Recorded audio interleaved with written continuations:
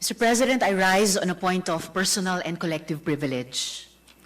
I rise not only for myself, I rise for ordinary Filipinos bewildered at what is happening in the country today.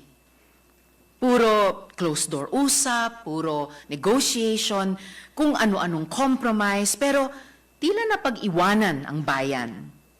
Kahapon, isinagawa ang Bagong Pilipinas Movement na rally sa Quirino Grandstand. Sa Davao naman, may prayer rally.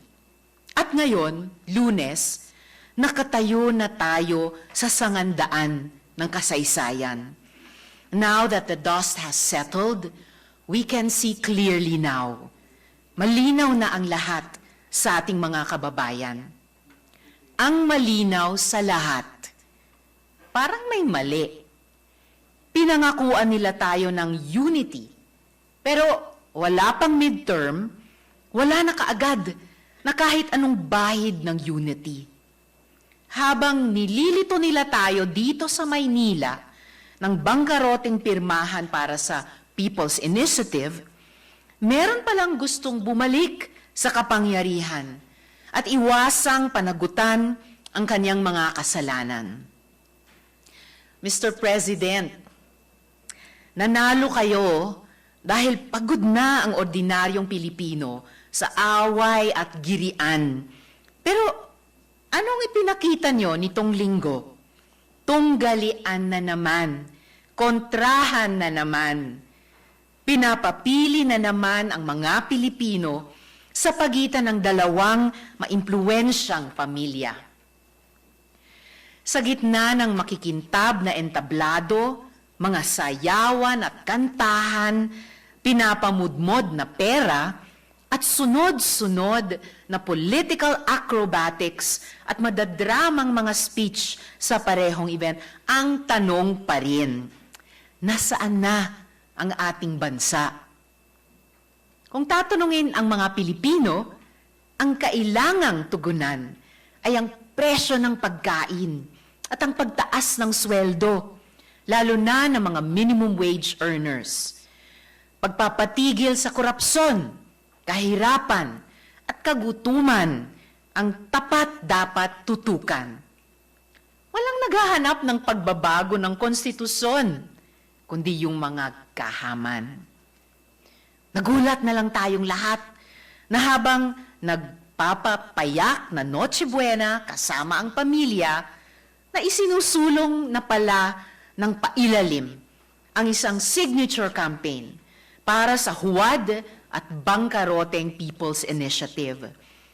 Hindi pa nauubos ang tirang fruit salad sa refrigerator. Naabot na agad nila ang 3% na kailangang maabot na pirma sa bawat legislative district. At dumating na nga sa paghahakot para sa tinawag nilang Bagong Pilipinas Movement na rally sa Quirino Grandstand. Ang sabi ng Presidential Communications Office o PCO, wala daw itong kinalaman sa tulak para sa People's Initiative. Mawalang galang po.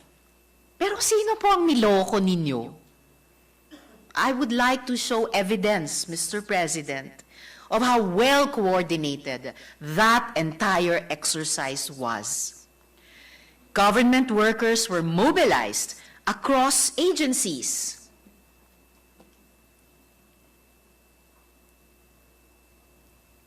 At mayroon pang mga opisina na talagang may tahasang utos sa kanilang mga empleyado na sumama.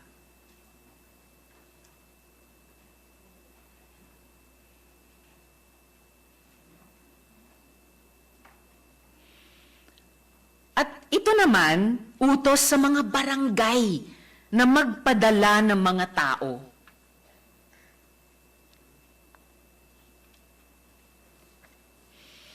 Worse, ginamit pa ang mga lehitimong serbisyong panglingap para pilitin ang mga vulnerableng tao na dumalo.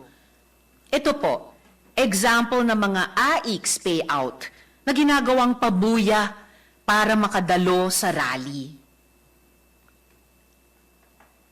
Kaya hindi po nakapagtataka kung bakit ganoon po kadami ang dumagsa sa Quirino Grandstand kahapon. Ito po kumikinang sa kaputian ang mga video.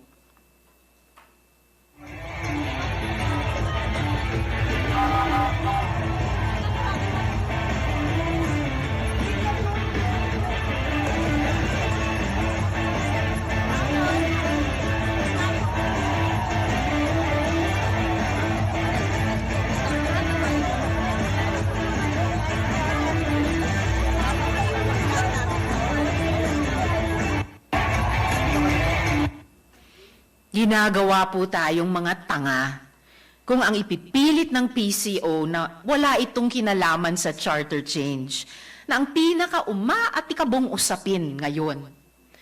Hindi po tayo pinanganak kahapon para utuin nila na ito ay paraan para, and I quote, Yusek Bara, quote, ma-communicate ng pamahalaan ang kanyang commitment to level up its services. Close quote.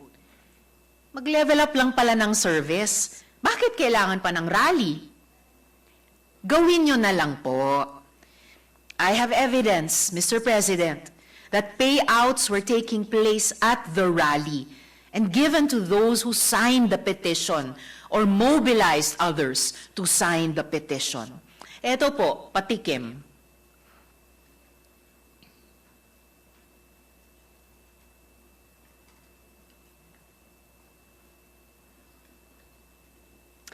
Again, now that the dust has settled at nakapagbaklas na sila ng mga LED screen at mga stage, hindi naman ito tungkol sa bagong Pilipinas o sa bagong mukha ng Pilipinas. Hindi ito tungkol sa patriotismo o pagmamahal sa bayan. Tinipon ang mga kababayan natin para sa mga pirma nila, kasama ang napakaraming mga souvenir. But they will not bewilder the Filipino people with their simultaneously launched initiatives and perfectly edited videos. We will not let them glorify themselves as defenders of democracy and the rule of law. Mr. President, dear colleagues, my fellow Filipinos, ito lang ang dapat nating maintindihan sa nangyayaring alitan tungkol sa charter change. Hindi ito alitan lamang ng Senado at ng House of Representatives. Wag niyo kaming pagsabungin na parang mga Kristong nanghahanap ng mas marami pang tataya. Kinabukasan natin ang pinag-uusapan dito.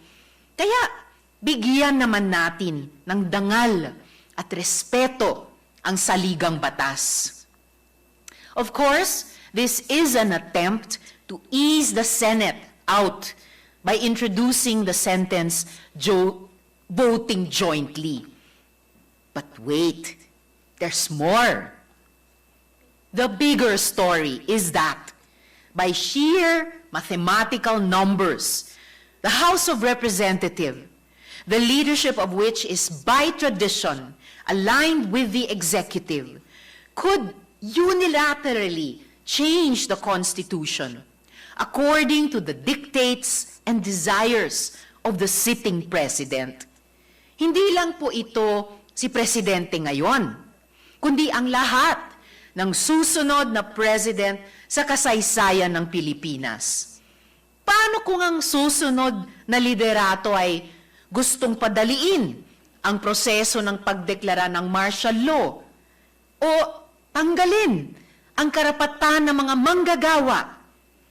Paano kung gusto lusawin ang Bill of Rights o tanggalin ang term limits ng presidente? Katawa-tawa naman yan na pag ang usapin ay papalitan ng pangalan ng kalsada o kaya gagawa ng National High School, sasabihin, magkahiwalay na pasya ng Senado at HOR.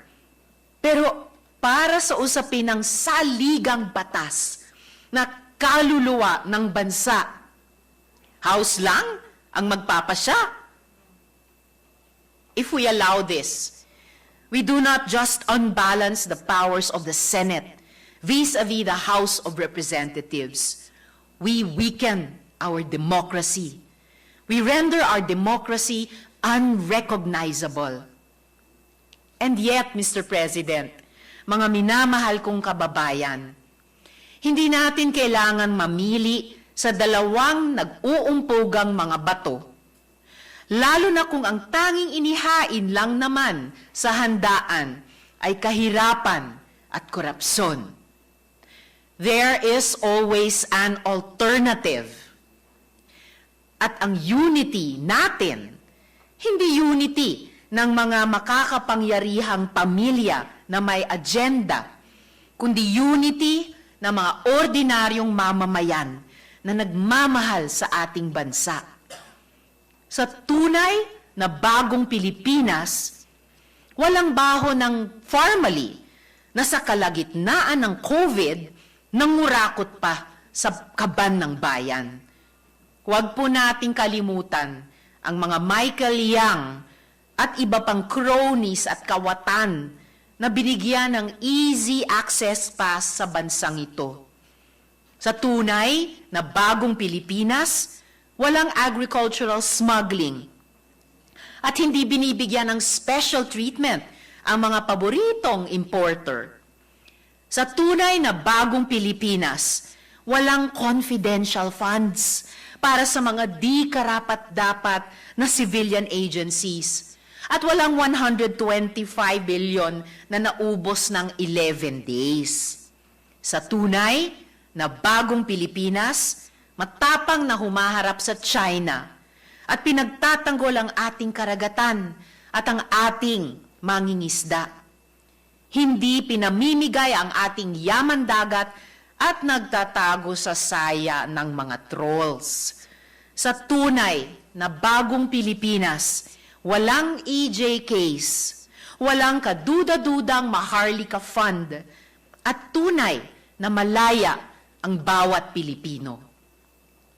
Kay Presidente at sa mga naghahari-harian sa Davao, we see through you. We see through your lies and grandiose promises. You will not divide us. Hindi nyo mabubuwag ang demokrasya at kalayaan sa bansang ito. And to my fellow Filipinos, let us speak truth to power. Uncover reality. It is only with truth that we strike our path amidst the smoke and mirrors. What is at stake is the future of the Philippines, not just the future of the Dutertes or the future of the President's family. Mabuhay ang Senado at higit, mabuhay ang sambayanan. Salamat po, Mr. President.